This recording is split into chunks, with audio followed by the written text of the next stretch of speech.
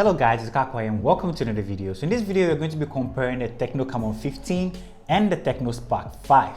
Both devices look very similar in terms of design. So you're going to find out what you should look out for if you decide to get any of these devices. The price differences too is not much. So we're going to find out what they both offer.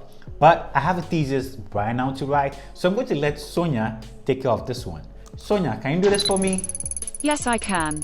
Okay, sure. Let's go. Okay, Rick, my pleasure.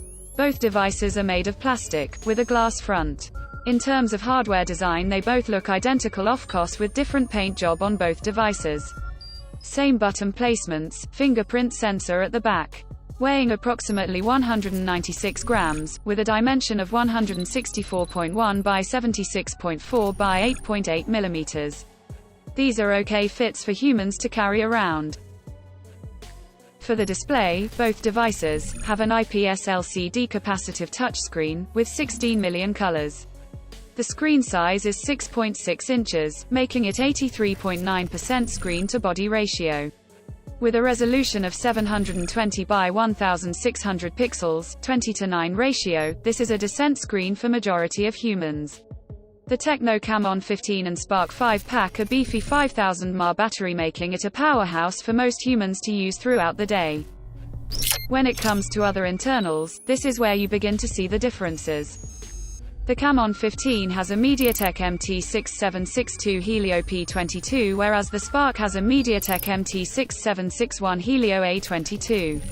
Both have the same CPU and GPU, that is, octa-core 2.0 GHz Cortex-A53 and PowerVR GE8320, respectively.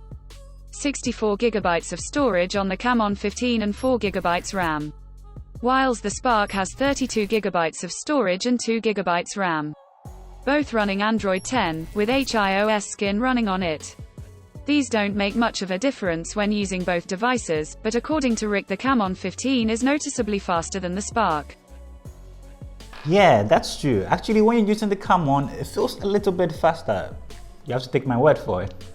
Both play on balanced settings when playing players unknown, PUBG. I don't know how Rick does this. The resolution on these when playing players unknown is not the greatest, but he still manages to win games with these devices. It's really not that bad. You can manage it. It is bad, Rick, LOL. But for the masses it's an okay display. These in no means are trying to be gaming beasts just for regular people who don't game competitively. For regular stuff these are okay. When it comes to the cameras, both have 4 cameras at the back. The Camon has a 48 megapixel main shooter, whilst the Spark has a 13 megapixel as its main shooter. Also a 2 megapixel sensors for det and macro capabilities. The front-facing cameras is a 16 megapixel on the Camon, whilst that of the Spark is an 8 megapixel sensor. Both shooting videos at 1080p 30 frames per second.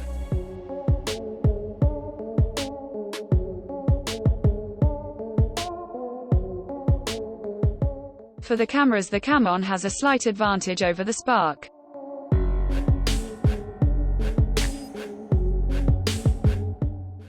I think that should be it.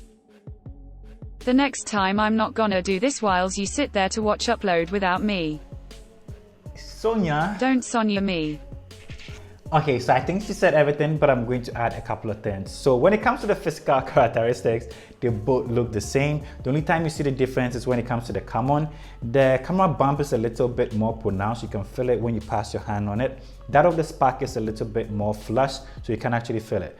The rest is basically the same placement of fingerprint sensors.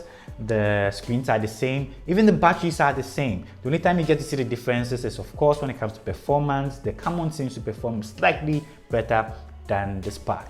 And when it comes to the camera department, the pictures on the Camon is slightly better than the Spark too. So basically, that's it. This is an okay device for regular users. If you're not a gaming beast, you can totally pass with any of these. The Camon goes for 969 Ghana cedis, whilst the Spark goes for 719 Ghana cedis. So depending on your budget, if you want to upgrade or get a new device, you can check any of these out. So this brings us to the end of the video, and thank you, Sonya, for helping me out. You're very welcome. And thank you too for watching my video. If you liked the video, like, subscribe if you're new to this channel. Leave in the comment section your view, comments, or anything. I'm always hanging out with you. I'll see you in my next upload. Peace. I'm out.